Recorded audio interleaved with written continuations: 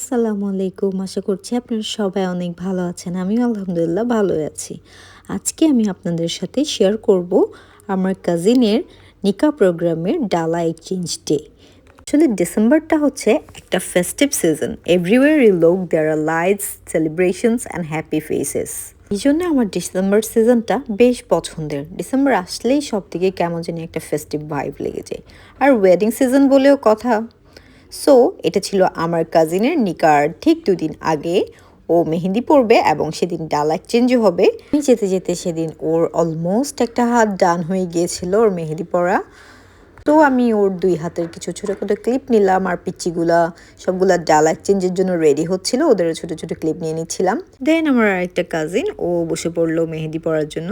ওর শেষ হতে না হতে আমি নিজেও বসে পড়লাম। কাজিনের বিয়ে বলে কথা, আর কাজিন যদি এইজ মেড হয় তাহলে তো আর কথাই নেই। সো ওর বিয়ের জন্য আমরা সবাই অনেক এক্সাইটেড ছিলাম।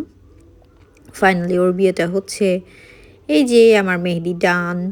দেন আমি একটু ক্লিপ নিয়ে নিচ্ছিলাম। এখন সবার ডালাগুলা নিচে নিয়ে যাওয়া হচ্ছিল, তাই আমরা তাড়াহুড়ো করে সবাই চলে গিয়েছিলাম ওদের বেলকনিতে। বেলকনি থেকে দেখছিলাম ডালাগুলো নামাচ্ছিল, গাড়িতে নিয়ে যাচ্ছিল।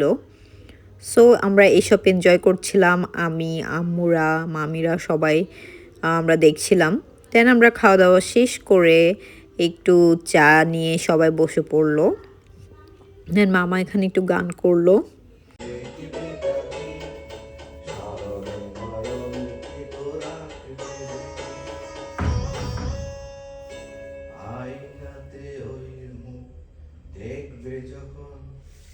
কপালের কালোটি পড়বে ছবি উঠবে যখন কপুর সাথে